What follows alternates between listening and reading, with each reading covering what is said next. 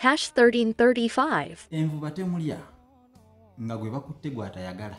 Naye bw'aba amwagala adduka kibaaze ng'ekyomwanisi w'ataba.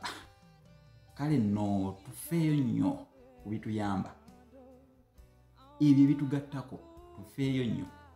Tetusaagirira mu bintu by'amakulu. Weewa akanyomero kano kino obadde okimanyi mu buwangwa obwa Buganda kakutuusibwako HKS Tours and Travel. HKS Tours and Travel bakufunira visa, air ticket n'okujjira ebintu e Uganda oba okubitwala. Baatuleetera ekitabo Olulasangeye eky'omuwendo ennyo. Pozi ne Macadon Civil Engineering. Kino obadde okimanyi? Obadde okimanyi nti enswaswa abazungu gye bayita water lizard bwefa ebeera tekyavaako ddiba era ng'okulijjako oba olwanye nnyo wabula osiitaana. Likey